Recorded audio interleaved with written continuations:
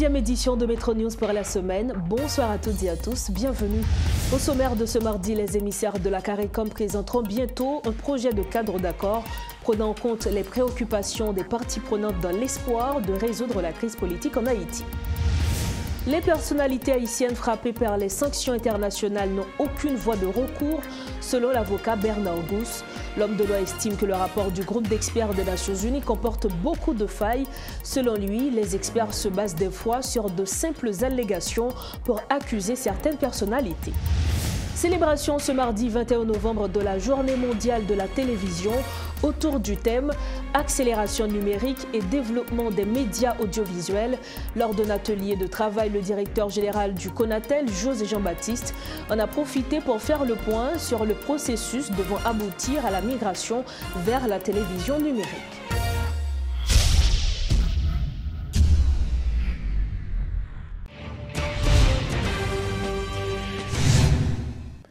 Chef, bonsoir, bienvenue au développement de ce journal. Et comme annoncé en titre, le groupe des éminentes personnalités de la CARICOM, qui a effectué sa 3e visite en Haïti début novembre, prévoit de présenter un projet de cadre d'accord prenant en compte les préoccupations des parties prenantes dans l'espoir de résoudre la crise politique en Haïti. Malgré les concessions de gouvernance proposées par le Premier ministre, celles-ci ont été rejetées comme un moyen de prolonger son mandat, lit-on dans la déclaration publiée mardi sur le site de l'organisation régionale. Par ailleurs, la CARICOM décrit la situation difficile en Haïti, caractérisée par la persistance des déprédations et de la violence des gangs armés, ainsi que par une impasse politique prolongée. Selon la CARICOM, Haïti continue de faire face à un cycle impeccable de violence perpétrée par des gangs armés, étendant leur empire sur de nouvelles zones et laissant derrière eux un nombre croissant de victimes. Dans ce contexte tumultueux, les acteurs politiques conscients de la gravité de la situation persistent dans leur approche du jeu à somme nulle pour parvenir à un accord susceptible de mettre fin à l'impasse politique prolongée et d'ouvrir la voie à la résolution des multiples facettes de la crise. Du 8 au 14 novembre dernier, le groupe des éminentes personnalités avait effectué une 3e visite en Haïti, rappelons-le, mais il n'avait pas facilité un accord politique entre tous les acteurs. Le président de l'Assemblée générale de l'Organisation des Nations Unies, le diplomate de Trinidad et Tobago, Denis Francis, a effectué une visite de 2 jours en Haïti. Lors de son séjour, le diplomate a rencontré le Premier ministre, Ariel Henry, la présidente du Haut Conseil de la Transition, Mme Myrlande Hippolyte Maniga, la ministre de la Justice par intérim, Mme Emily Prophète-Milsé, ainsi que Mme Sophia Loreus, ministre à la condition féminine. Lors de ces entretiens, le diplomate a assuré l'accompagnement des Nations Unies dans la quête d'Haïti pour la sécurité, la restauration des institutions démocratiques, la stabilité et pour le bien-être des Haïtiennes et des Haïtiens. M. Francis a eu également des discussions avec certains leaders politiques haïtiens. Notons que M. Denis Francis est à la tête du principal organe de décision des Nations Unies depuis le mois de septembre 2023. Autre dossier, l'avocat Bernard Gousse déplore que les personnalités haïtiennes frappées par les sanctions internationales n'aient aucune voie de recours. L'homme de loi estime que le rapport du groupe d'experts des Nations Unies comporte beaucoup de faiblesses. Selon lui, la méthodologie utilisée par les experts n'est pas trop rigoureuse. Les experts se basent des fois sur de simples allégations pour accuser certaines personnalités. Empire chapitre 7. Charte des Nations Unies, il doit prendre des sanctions contre des pays ou contre des mondes qui menaçaient la sécurité régionale ou la sécurité internationale. Il fait déjà avec des organisations qui étaient liées à Al-Qaïda, par exemple. Bientôt une liste d'organisations et de mondes qui sont liés à ça, qui fait que ou pas doit faire affaire avec eux.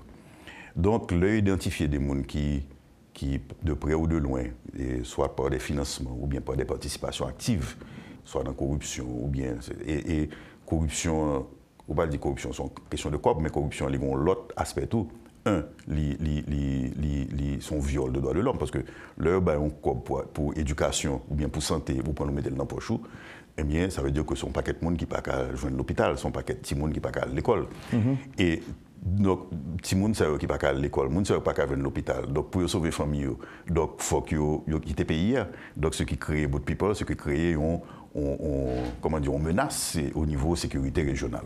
Donc, là, ils ont identifié que y a des gens qui menacent la sécurité régionale, ils doivent mettre sous sanction.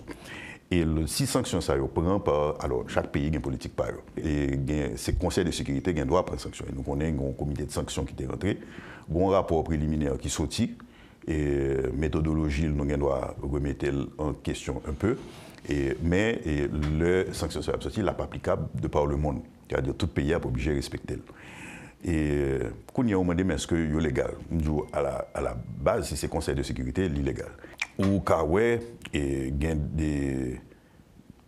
des faiblesses et que notamment le rapport de l'ONU a gagné, quand ils sont étonnés que c'est comme ça qu'on fait. Un, les gens qui n'ont pas la transaction, ils ne pas attendre effectivement, ils ne pas attendre nécessairement. Et deuxièmement, on regarde des sous qui basent. C'est-à-dire son bandit qui dit un tel, t'es qu'on fait tel, t'es qu'on bam tel ceci, qui font déclaration sur radio. Or, qui crédibilité bandit ça a gagné pour faire une déclaration sur radio. Ou tu travailles avec tel monde. Comme monde ça a sanctionné, donc l'a sanctionné tout. Donc, qui preuve qu'on gagne, qu'on est dans la même organisation, association de malfaiteurs, ça m'a dit. Donc, lorsque c'est des sanctions qui prennent par un pays, seul côté pour la bataille contre lui, c'est dans le pays ça même. Okay? Et il est très difficile. Si c'est le Conseil de sécurité qui prend lui, bon, ça ou presque pas de recours. Parce que tout pays peut l'appliquer. Le Conseil national des télécommunications a célébré ce mardi la Journée mondiale de la télévision autour du thème « Accélération numérique et développement des médias audiovisuels ». Lors d'un atelier, le directeur général du CONATEL, Jose Jean-Baptiste, en a profité pour faire le point sur le processus devant aboutir à la migration vers la télévision numérique. Un document sera produit à la suite de cet atelier dans le but de présenter les enjeux du passage de l'analogie vers le numérique. Maintenant, on est au début du XXIe siècle. Un changement majeur s'opère dans le secteur audiovisuel. Une révolution technologique cette fois-ci. La télévision numérique. Le flat screen remplace les télévisions à écran cathodique.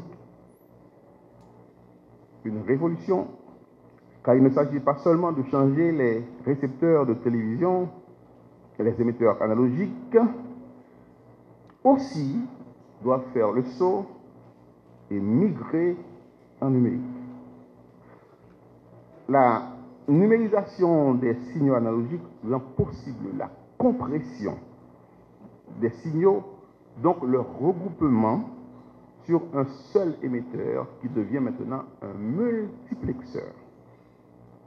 Un équipement ayant la capacité de combiner au moins 6 émissions en même temps. Un véritable défi pour la production, pour la création audiovisuelle. C'est justement cette problématique qui a retenu l'attention du CONATEL, et c'est pour cela que le thème sur lequel nous sommes appelés à réfléchir ce matin, c'est accélération du numérique et développement des médias audiovisuels. L'honneur m'est donc échu de souhaiter à tous et à toutes une bonne commémoration. Ensemble, ce matin, on va réfléchir sur le thème du jour et sur le chantier hautement technologique, celui de la transition de la télévision en Haïti. La phase de planification de la transition est très avancée. Des éléments essentiels pour le déploiement d'infrastructures audiovisuelles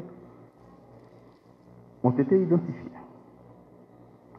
Des solutions doivent être soumises dans les meilleurs délais au gouvernement pour la prise de décision finale. La collaboration de toutes les parties prenantes étant la meilleure formule dans le domaine du passage au numérique, j'invite donc tous les acteurs ici présents à une franche collaboration pour accoucher des résultats tangibles. La crise socio-sécuritaire en Haïti aggrave la situation des enfants, déplore l'Institut du bien-être social et de recherche à l'occasion de la Journée mondiale des droits de l'enfant.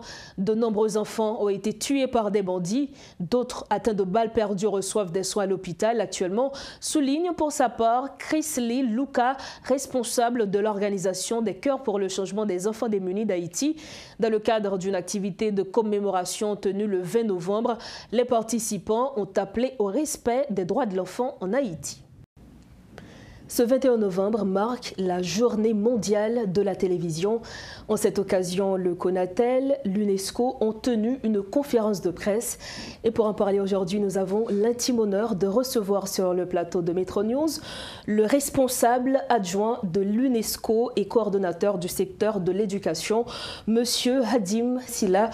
Bonsoir, c'est un plaisir de vous recevoir. Bonsoir, c'est un plaisir d'être ici avec vous. Alors, comme je le disais tantôt, nous sommes durant la journée mondiale de la télévision et nous allons parler notamment de ce passage aujourd'hui de l'analogie vers le numérique qui, notamment, est dans l'actualité. Qu'est-ce que cette mutation va nous apporter? C'est-à-dire sortir de l'analogie au numérique, qu'est-ce que ça va nous apporter? Effectivement, la célébration, en tout cas, de la Journée mondiale de la télévision est l'occasion justement de parler de ce sujet assez important, du passage de l'analogie au numérique. Et ce passage, normalement, est censé renforcer la qualité de la télévision, de l'offre télévisuelle, notamment en ce qui concerne l'image, la qualité de l'image, la qualité des sons, et aussi permettre plus d'interactivité entre le public et les télévisions, notamment par exemple pour faire des sondages en direct. Ces facilités-là sont offertes par la télévision numérique alors qu'on ne les a pas dans la télévision analogique.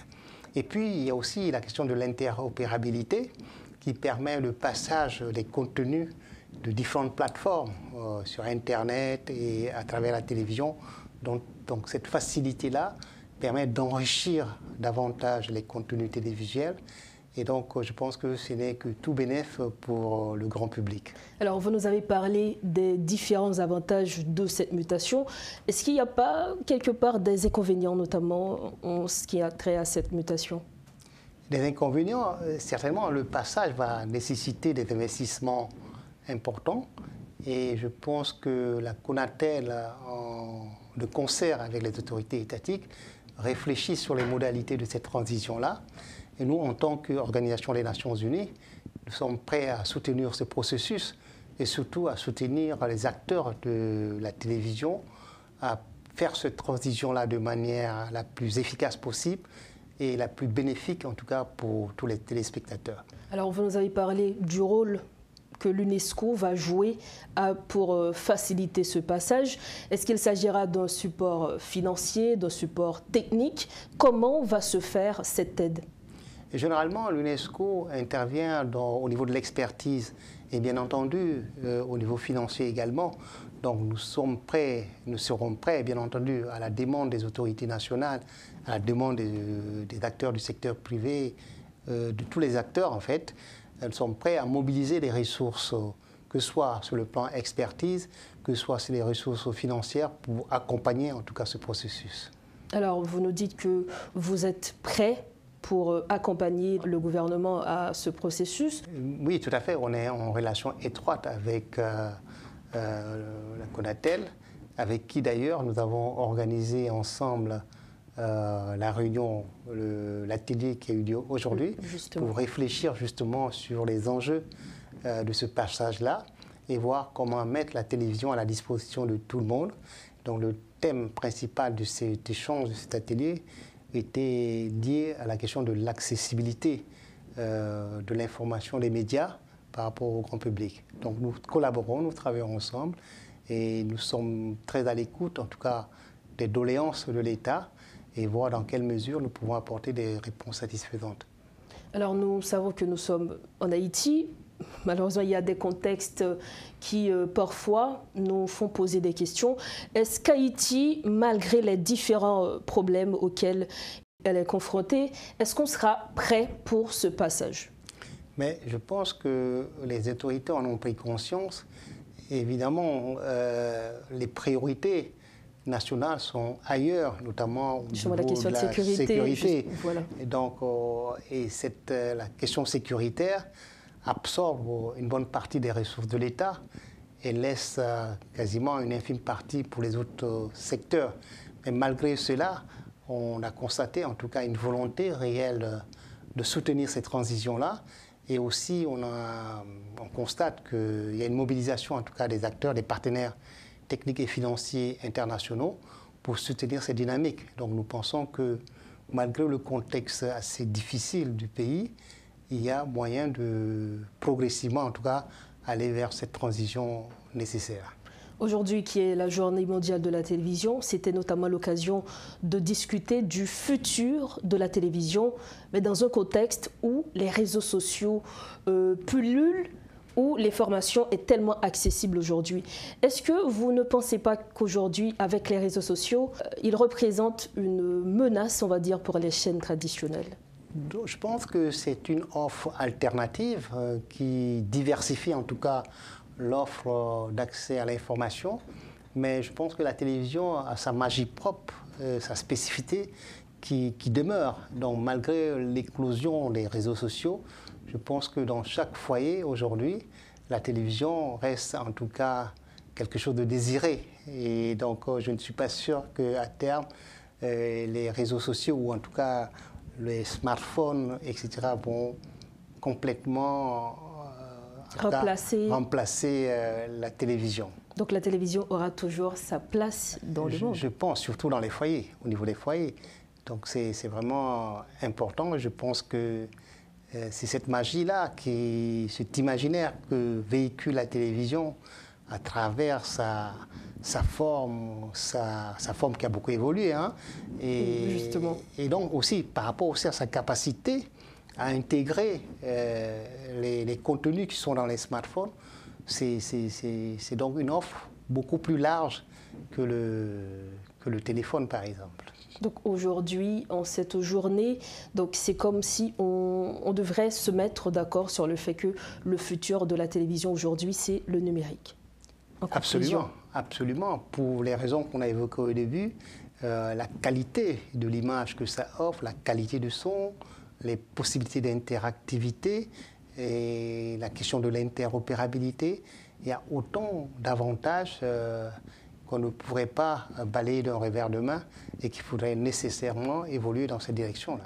Monsieur Sylla, vous êtes coordonnateur du secteur de l'éducation à l'UNESCO.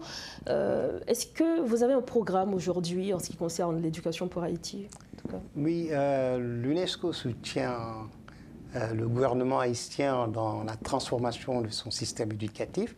Et notamment actuellement, il y a un projet majeur et central du gouvernement qui consiste à revoir le curriculum, donc la réforme du curriculum.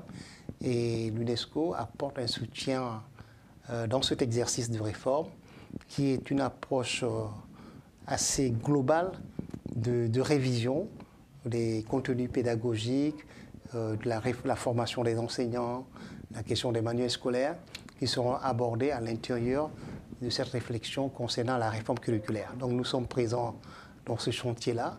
Nous travaillons également pour le développement du système d'information à travers un soutien qu'on apporte à la DPCE, la Direction de la Planification.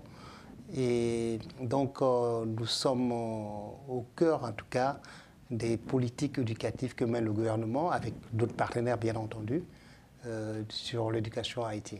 Alors, nous savons également que près de 2 mois après l'ouverture des classes en Haïti, il y a certaines écoles qui, malheureusement, ne peuvent fonctionner suite à la violence des gangs dans certains quartiers qui poussent ces familles à fuir, et notamment ces écoles qui ne peuvent pas fonctionner aujourd'hui.